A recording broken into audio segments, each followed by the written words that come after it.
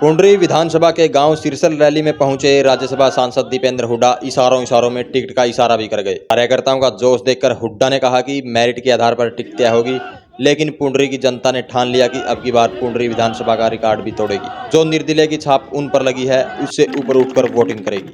सुनिए दीपेंद्र हुड्डा ने क्या कहा।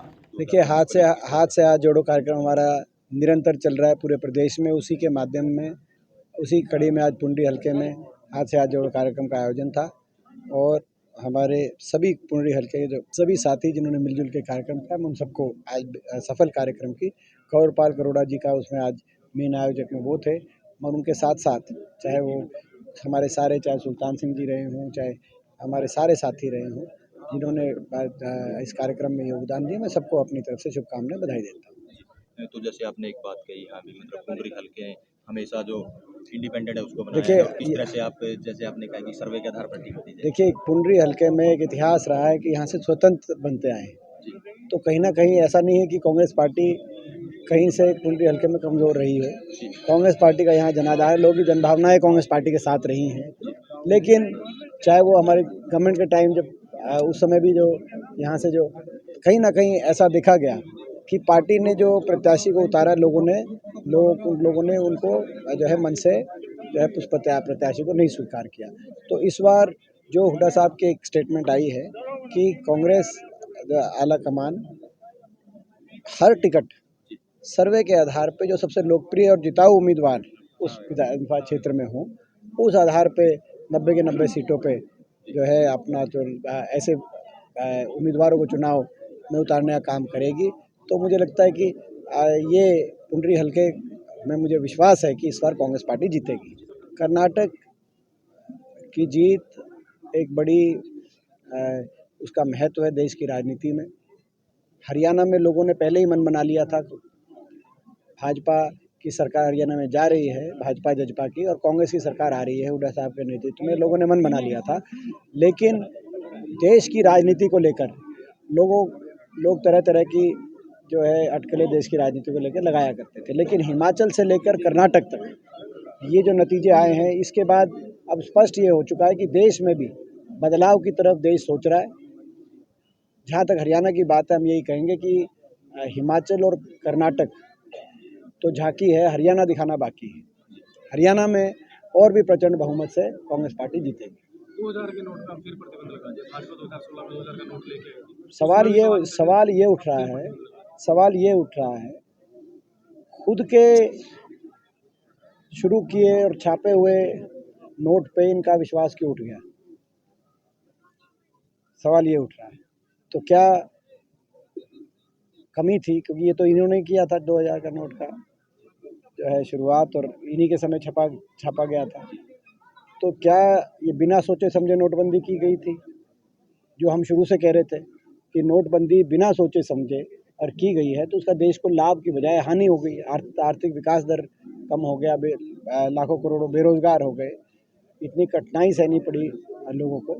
तो अगर आपने बिना सोचे समझे किया था और कोई उसमें आज तक सरकारी ब्यौरा नहीं आया कि क्या काला धन आया, क्योंकि कैश तो सर्कुलेशन में और बढ़ गया, काला धन और बढ़ गया, तो क्या बिना सोचे समझे किया गया फैसला था जिसका भुगतान आज तक देश कर रहा है? तो क्या ये माना जाए?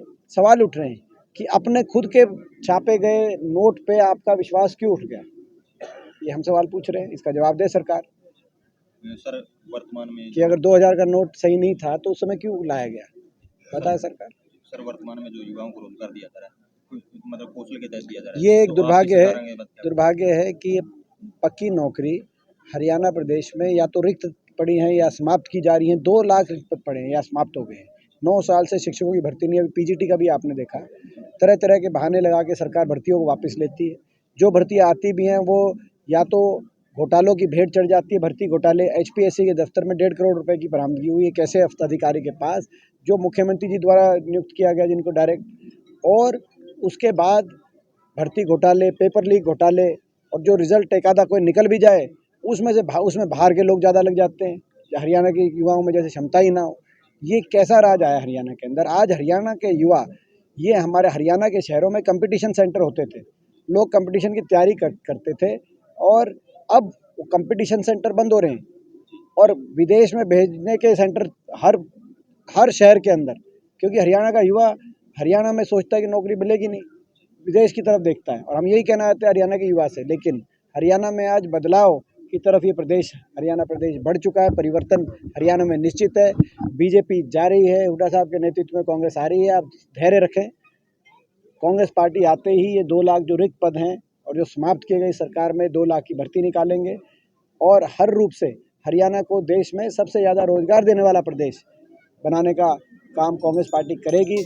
ये हमारा संकल्प है। कांग्रेस सरकार आते हैं तो कौशल निगम में जो कर्मचारी भर्ती उनका भविष्य क्या रहेगा? उनके लिए भी कुछ ना कुछ मंथन किया जाएगा। आपको याद होगा कि कांग्रेस की सरकार में हम लोग एक कानून लेके आए थे कि 10 साल, जो 10 साल की पॉलिसी लेके आए थे कि 10 साल तक जो सरकार के रोल्स पे जो लगेगा उनको पक्का किया जाएगा।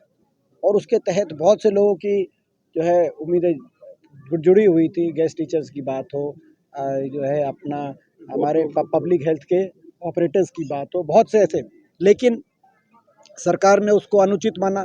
कोर्ट में ही कह दिया कि सरकार ने कि ये सही नहीं है और उस नीति को निरस्त करा दिया। तो ये मैं समझता हूँ कि 10 साल वाली जो नीति थी वो बड़ी बैलेंस नीति थी। उसमें 10 साल तक रेगुलरली जो इसने सेवाएं दी हों प्रदेश में, उस बात का ख्याल था। उसमें कहीं अगर रिजर्वेशन की, कहीं अगर किसी भी जॉब के किसी भी क्राइटेरिया में रिजर्वेशन की कमी है तो बैकलॉग क्रिएट करके वहाँ पे और ज़्यादा फ्रेश रिक्त स्थान निकालने के और भर्ती करने का भी ध्यान दिया गया था। सारे प्रावधान थे। तो उस रूप की नीति आए, ये आने की आवश्यकता। मगर इस बीजेपी सरकार तो कौशल निगम क्या प्रदेश में, जो फौज की पक्की भर्ती थी वहीं आज ये अग्निपथ ले आए जो लोग। तो आज ये भाजपा सरकार, देश की सरकार तो रेलवे, पोर्ट, एयरपोर्ट, बड़े उद्योगपति समूह के को बेचकर और सरकारी नौकरियों को समाप्त करके जो है, मैं समझता हूँ हर वर्ग के हितों को पे चोट पाड़ने का काम वहाँ किया जा रहा है। और हरियाणा के अंदर भी ये सेम कौशल निगम उसी नीति का एक, देखो इसमें हाथ से हाथ जोड़ों में जो हमने संकल्प लिए हैं उसमें एक नया संकल्प हमने जोड़ने का काम किया कि सीईटी को जो है क्वालिफाइंग, सीईटी जो है उनको क्वालिफाइंग पे से जोड़ो, क्योंकि ये जो 4 गुना बढ़ाने वाला जो मामला है इस सरकार का वो सही नहीं है। ये सीईटी तो वही सरपंचों वाली बात बनी कि चुनाव तो करा दिए लेकिन अधिकार नहीं दिए। सीईटी आपने करा दिया, सीईटी पास हो गई नौजवान, आप उनको बुला नहीं रहे इंटरव्यूज पे।